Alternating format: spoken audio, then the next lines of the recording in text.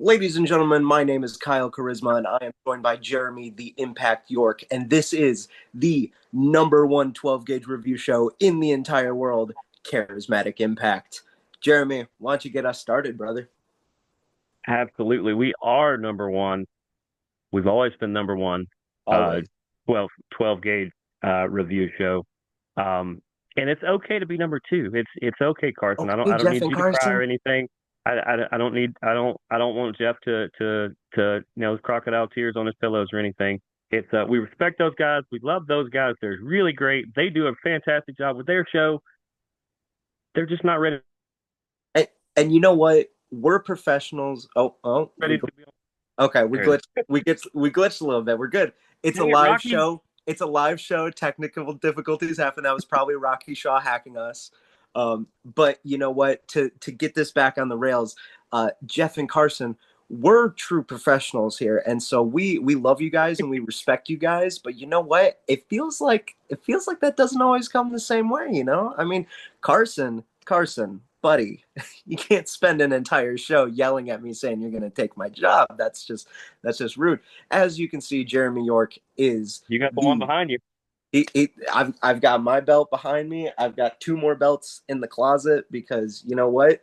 They're just piling up and I don't even have room for them anymore. And these shoulders are tired. My scoliosis, carrying 12 gauge on my back the way that I do.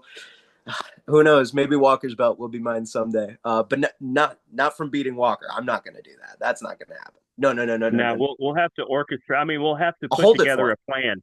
We'll have to Yeah. put together a plan for that. Well, Eden. Well, you know what? That's a great place to start, actually, Jeremy. Let me segue our way into this. Yeah, Eden Monroe stole the undisputed championship. borrowed. Borrowed implies that Eden intends on returning it, and I don't think Eden has any. But we don't know that. I mean, maybe she didn't get the chance to return it on Saturday because Have Walker is you still met kind of scares Eden? me a little bit too. So, and Eden likes shiny things. There's a chance she just wanted a nice shiny object to hold. I mean, we don't know her side of it yet because she was pretty scared as soon as she had that in her hand. So we heard Walker and his displeasure with what was going on, which is understandable. But I mean, I'm not trying to defend Eden straight up, but I also haven't heard what she had to say about it. So I just got to assume maybe she thought it was nice and shiny and was wanting to hold it to see what it felt like, and then Walker scared her and she ran off and realized, oh crap, I still have the belt. Jeremy, you haven't spent as much time talking to Walker after the shows as I have talked to him backstage. And let me tell you, he That's told pretty me close. well, I'll tell you what, Jeremy. He told me once when he was in middle school, somebody took his chocolate milk, and Oh and I know that is a sin yeah. that is Mm. unforgivable. Judas himself could not commit such a sin. And after that, let's just say And that's that's where when they ended Walker up. became let's let's just say that's when Walker became the monster, okay? And so if that's what he's willing to do over, being a kid and some chocolate milk, imagine what he's going to do when Eden ran away with everything he's worked for, which is symbolized in that belt. In the belt that is somewhere in this picture on my wall. Other side, where you at? Somewhere. It's somewhere. It's There, somewhere. there. It's right there. Oh, There it is. that belt. Yes. That belt. No, not my belt. No, no. Okay, okay. Nobody touches that belt except for me. That's Thanks. right. That's not a championship to be defended. That's the King of Charisma title. That's just something I am.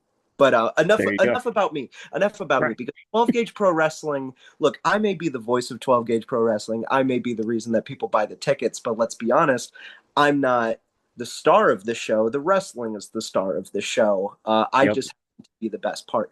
Now, sorry, that came off a You little. are the and it's not just because this is one of my favorite characters and one of my favorite stories.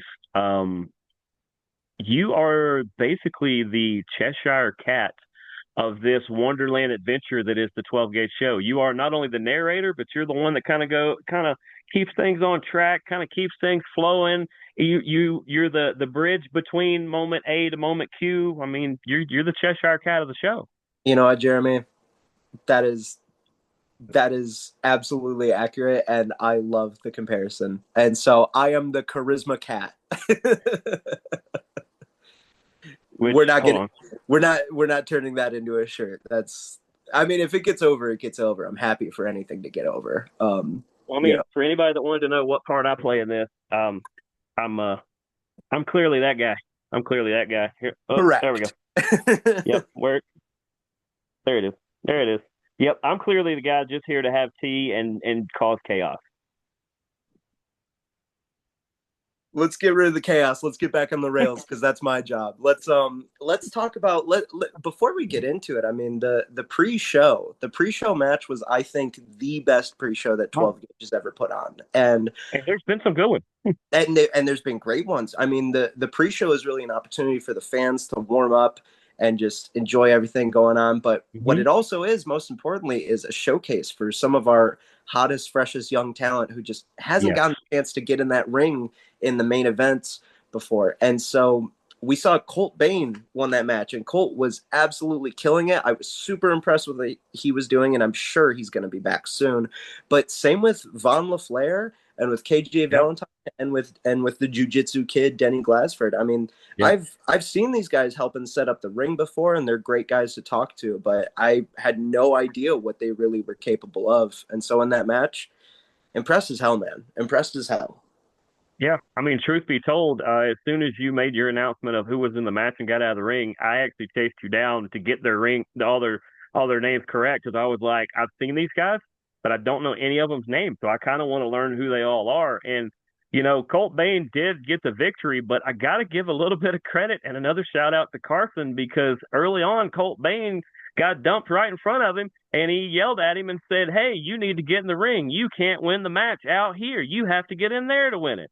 And Colt got in the ring and won the match. So I mean, it's weird how that works, but I think you could say it's yeah. Other than Carson's that, win, I really. thought I thought they all had a chance to really showcase what they did.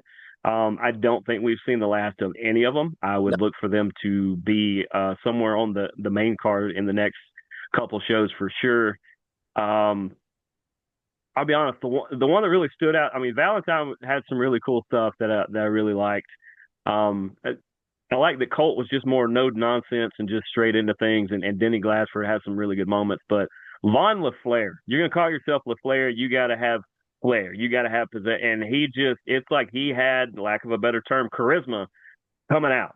He really could pop the there room, is and I no was better like, term than charisma, Jared. right? But yeah, he definitely when he showcased and his personality was really starting to bloom the way it did. I thought I was like, okay, I really think LaFlair might win this.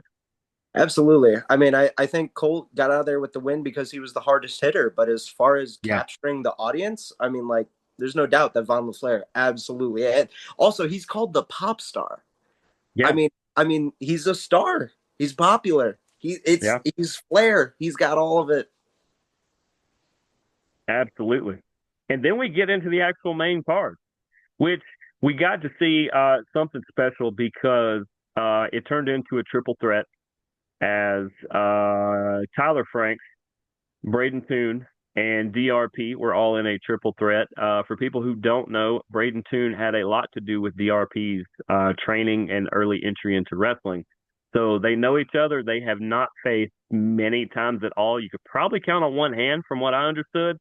And even though DRP got the victory, which helped him out a little bit later, that we'll get into, Mm-hmm. um, I was really impressed with Toon for as big a guy as he is. Man, he moves almost as fast as DRP does, and DRP is that fast. But Frank, just Frank's repertoire really impressed me. With the he almost wrestles like a slightly shorter Gunther. He's got a lot of Mm-hmm. those European moves and things like that, and I was impressed by everything he did.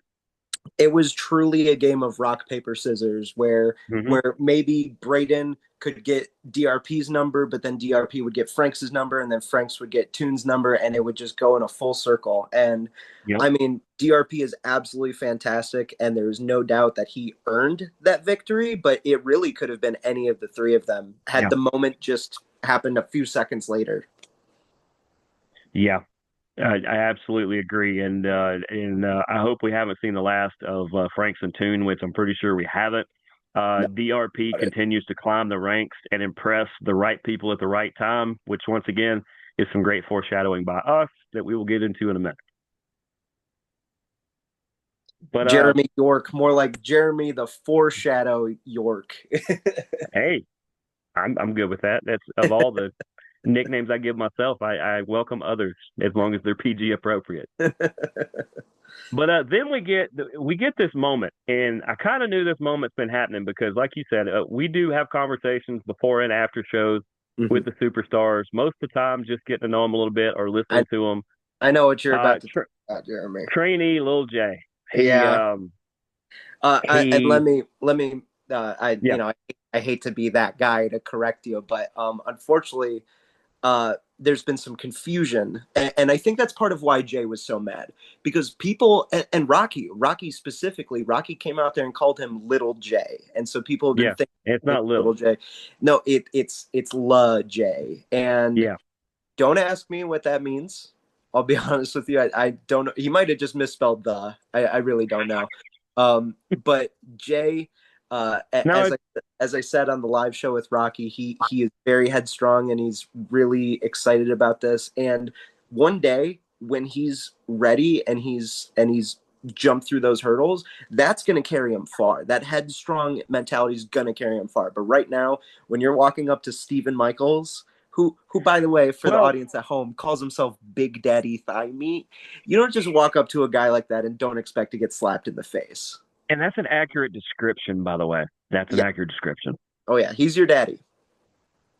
And his thighs are as big as my waist. It's Yeah. crazy. It's but but yeah, I mean, really, he didn't walk up to Stephen Michaels. Lil J come out and got the attention of Rocky, who was trying to say, "Hey, we could have this conversation somewhere else. Maybe we should think about things we're saying. Maybe you should." And instead, he decided to poke the medium bear that is Rocky Shaw because then Papa Bear showed up in Stephen Michaels, and he even gave. I mean, at one point he even cut you off and said, hold up, I don't have anything against you. This That is scared between me. me and him. Let Yeah. me, yeah. That I thought maybe I was going to have to intervene, and I wasn't going to get in between him potentially harming you. I was gonna maybe read you your last rites or something, or bring in Well, you know you've always got my back, Jeremy, and yeah. that's why my back is so messed up. It And could be. But I yeah, mean, Stephen really, Michaels came out, gave Jay a chance to maybe rethink this. Let's battle this another day. yeah, And he said, nope. If you're the one that's going to come out here, then I guess it's me and you. And so Stephen Michaels got a little pre-show warm up yeah. for the match that he was going to have shortly thereafter. And I think Lil Jay learned a few things, and I think he will regroup and figure out a better battle plan. He's not that far off from being able to do things like this, but I think he needs to regroup and try it again a little bit later on, maybe in 2026. I think if he sticks to the cruiserweight division, for now, then maybe some stuff could happen. But I mean, when you are willing to, because keep in mind he had more than one opportunity to run away as soon as Stephen Michaels was out there, but Jay wanted a match, and so he's Okay. just he he he got his match, and yeah, Jay, I'm sure you're probably watching this. Look, bud, you got you got the smack talk slapped out of your mouth. I mean, it's I can't even find the words because the words were smacked out of your mouth so well. So Yeah. I'd say just take a break from being center of the stage for a little while, bud. Just, I Lift mean, some like I weight. said, he's not that far off. He's really not. His development has really come a He's long a way. very talented kid. I Yeah. don't want it to come across like I am digging him, but the thing is, No. he's a kid. He's a very wonderful, very nice kid, and it was very out of character for him to run out there and yell like that. Yeah. And that's I why feel we I were all feel like worried. something sparked that, and I would love Yeah. to know what did spark that, but because yeah, it's just not like him to just be that upset. He's always been a sweet kid. So Yeah, it's I think it's the youths, man. We always got to fight against the authority. Let's face it. I'm at the end of my youth. I'm starting to become the old man. I'm just the last one to the party right now. I know, Jeremy. Your age is that's the thing. The mustache will turn into a beard once I'm old enough. yeah, But yeah. but for That's what right it is. now, rocking it.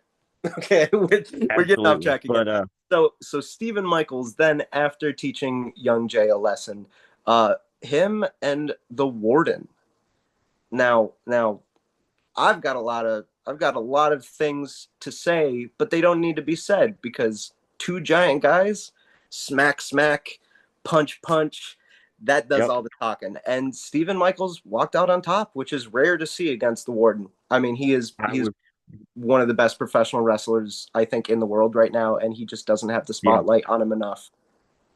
Which is crazy because the warden is basically doing about as much damage across the state of Georgia as General Sherman did back in the day. He is leaving a wake of bodies behind him, a lot of which I have ran into and talked to, and for him to be tearing it up the way he did, I hope people saw that him and Stephen Michaels went toe to toe, and it was Godzilla versus King Kong, or name your favorite monsters at this point. And I was highly impressed that Michaels pulled off the victory. It wasn't a complete shock. It's not a underdog story. It's not he's not the underdog in this or not. It's no. I thought it was very much A1 versus A1. Yeah. But man, he just when he went after Warden, he made sure that he was always going to have the upper hand, and enough to where an enraged Warden said, "We're not done. We're going to do this again." And I think in December we're going to see it again. And we're going to see different results because this time Warden's going to be ready. Because you know what, this one Stephen had it from pretty early on, and I don't say that lightly. But the reason why is because he snuck up on Warden and he got his leg. He got his leg real Mm-hmm. early in the match. Yep. But Warden's gonna be ready for that next time. Warden's gonna be ready, and you know what? His leg is gonna be even stronger than it was before it hurt in this match. So Or, he's gonna or he be, might wear a he's knee gonna pad. be yeah, he's gonna be 110%. I mean, like, there's Oh yeah. no there's no doubt in my mind. Warden's not gonna go in there at 99% even. He is going 110%, and he's gonna walk out with the W next time. And we're gonna see that rubber match result somewhere along in the future. That's my prediction right now because you know what? You don't mess with the Warden and just walk away. Because here's the thing. I was thinking that if Warden were to get the victory on that night, that depending on how Walker's match and depending on how Troy Carter versus Chris Crunk went, Warden could potentially be the next contender up into Walker. But Undeniable. since he didn't pull it off, now Yeah. he's still got beef with Michaels. And we're going to talk about some other matches. It left it wide open to where, as you said, when Eden made her presence known at the end of the main event, it opened the door for that opportunity to happen. So, she can kind of thank Michaels and she can kind of thank Troy Carter and Chris Crunk for kind of clearing the stage for her where she could be front and center. Yeah, I mean, honestly, I think just about everyone who is on that card is contender material for Walker's Sure. championship. And Walker is my favorite wrestler in the world, man. I do not say that lightly that these people are competition for him. I mean he's gonna win because he's my favorite wrestler in the world. He's the champion. He's gonna win. But it's not gonna be easy. It's not gonna be easy. Yeah, it's definitely not. And that led into the many time aforementioned Eden Monroe versus Isabella Wilder, which was a rematch from their Fairgrounds match about a month ago, I believe, that I did not get to see live. I saw the tape of it, and I thought they tore it up then. And my goodness, did they tear it up on Saturday? Uh, that was quite a match, and I was expecting it to be good. I was not expecting it to be that good. They pushed each other to levels I wasn't sure either one could make it, and we have officially figured out that there are two pockets, small pockets of Eden supporters at 12 gauge, and everybody else wants her to lose every match. And even Steve's like, "Where did this come from?" And I honestly don't know. She didn't do anything to anybody. They just ultimately went, "Nope, not her." It's the simple fact that the GOAT, the greatest wrestler of all time, besides Walker 13, the greatest wrestler of all time, Brian Danielson, he said himself, the audience is fickle. And so they're going to turn on the people who have done nothing but the right thing, and they're going to cheer for the people who have done nothing but the wrong thing. And so Eden, um, Eden's probably not watching this. I bet. I don't think Eden. I don't think I don't know. Eden I even thought cares this was about her wrestling. favorite show. You may not be her favorite person. I'm not sure if I am either, but I do think Eden has a vested interest in talking things about her. So I feel like she's going to watch this. I think Eden is warming up to me, and that gives me the heebie-jeebies. I did notice she did have a new Uh, clapper or I whatever because she said at the last show she didn't have Eden her broke it theme over thing Chris Krunk's because head. she broke it over. Yeah, she broke it over Yeah, somebody's head. So yeah. It was Chris Krunk's head, and what a head to break something over. I mean, really, Chris right, Krunk is he is one of the smartest men in the game, and so I am not saying yeah. that in fun of Chris Krunk. He's not hard headed. He has a helmet that is protecting a genius brain under there. But enough. Chris Crunk, I know you're straight edge, so I'm sorry for blowing smoke up your ass. Um, but Eden Monroe is willing to do things that nobody else is going to do because Eden Correct. is an artist, and Eden does not want to go from A to B. Eden wants to go from A to Z to Q to R to S, and then to B. And then when everyone goes, oh, now I get it, that's when Eden goes, no, you didn't get it. You're stupid. Eden doesn't need to win. Eden just needs the belt, and Eden figured that out. And I detest it, but I got to say it is pretty smart. And so Eden, good luck to you. Well, let me throw this out here real quick, and then we got to move through these next three really quickly because we're running out of time. Yeah, Um, in our scenario where 12 gauge is Wonderland, is Eden Alice I think Eden might be the queen. or the Queen, the Red I Queen?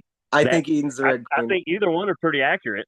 Yeah, I think Eden's the red queen. The audience I swear, if Eden comes out with a croquet mallet, I'm gonna lose it. Or that would a give me a flamingo, or a Chinese flamingo. vibe. Eden, you have to get a flamingo now. Eden with the flamingo, that works. If anyone is a fan of the filmmaker John Waters, Pink Flamingos, um, Eden, Yep.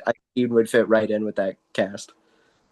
But up next, our hoochie Hoochie Dad. daddy, the greatest, the baddest, the best, versus Rico Bravo, Naja versus Rico Bravo. I very much thought, even Rico told me that Naja brought the best out of him in that. And I think once they get over their beef with each other, I think they want to work together a little bit, which is only going to benefit them both. And then don't get in Rico's path because I, I when wouldn't say Naja that. shows him how to do some things, it's over. I wouldn't say that too quickly, Jeremy, because it all depends on how their next match goes. I mean, That's true. That's true. maybe they're helping build each other up right now, and They're not doing it not. through their competition. Oh They yeah, have agreed to disagree and agreed to tear each other up, oh and yeah. that's how they want to work together, even though they're trying to tear each other I apart. mean, Naja clearly walked in there so confident. He But literally that's grabbed the Naja too. mic from me and he said, "He's the loser of the match, Rico Bravo." He went in there with a lot of confidence. And you know what? Rico, he went in there and he was confident, but he had not an ounce of arrogance in him. It was just confidence. Naja, it was becoming arrogance. I mean, he backed it up. He backed it He up. does. He And does. so I am in no way saying that Naja can't back it up, but I'm saying his confidence was bordering on arrogance. Rico was calm and ready to go, and Rico almost had his number once or twice. And the most important thing we can remember is that Rico didn't tap out. Rico did not get pinned on that mat. His Rico's body gave up. body, Rico's body went to its limits, and the pain was just too much for him to stay conscious. But it was not enough to actually make him quit. And so that means his spirit is stronger than his body. And you know what that means? The body follows suit. So the next match, Naja's going to have to go in there with a little bit of humility on his side if he's going to make it Yeah, through the end. absolutely. Kind of a similar story in the next one where Oh, yeah. we got to see a different side of Troy Carter that I was impressed by the different side. I didn't know that version of Troy Carter existed, and I applaud his efforts there. I didn't like that he ripped Julie's sign at ringside there, It was but very rude. he did everything he had to do to beat Chris Crunk, and even another lower kick than Crunk would have liked to the coconuts again. Yeah. Troy Carter wins, so your number one contender still holds that number one spot, even though Eden has the next title shot.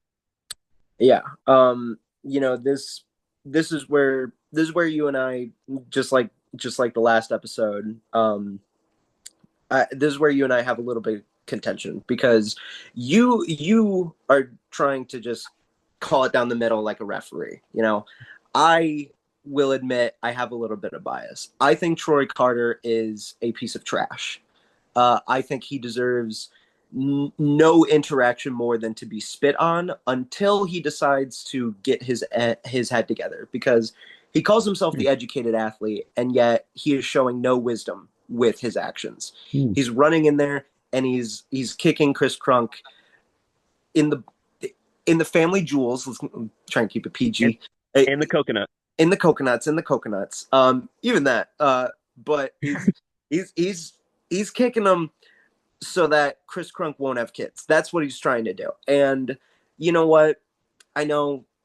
Look, that gives you the advantage, and every wrestler needs an advantage when it comes to wrestling. But I think that's him making up for his athleticism not being quite where it needs to be. He might be educated, but I don't know if the athlete in him is ready to win clean against Chris Crunk. So if he wants to prove something, and I know Troy Carter's watching this, I know, because he's been Yep. on your show before. Troy, mark my words right now. In the next match, if you can't beat Chris Crunk without a low blow, then I don't think you deserve to be number one contender anymore. Hmm. That's my opinion, because Interesting. if you're going to win the belt by kicking Walker in the balls, then why even have the match? We already know how it's going to end. So how about you pull something a little more interesting out of your tool bag if you really are as good as you say you are? I think we're going to end up with a part two because we have 2 minutes left and haven't got into that. So Main I'm going event's to the most continue. important I'm part. going to continue one more thought on this match, and then you guys will have to tune into part two to listen to us talk about the main event again. I will. The parting thought that we can build on the next show when we start it is history is told by the winners. Last time I checked, Troy Carter got the W, and in a couple months, possibly when I don't know that he can beat Walker, but if he finds a way to do so and he has a belt on his shoulder, nobody's going to remember how he got there. They're just going to remember he got there. You make a very good point, Jeremy. But we will continue that on part two because Part two. of course we love to talk. So there will be a part two. We're There too might good just at be a part two talking. every time. But for my tag We're team partner Kyle Charisma, I am Jeremy the Impact York. We will see you guys on part two. Deuces, gooses.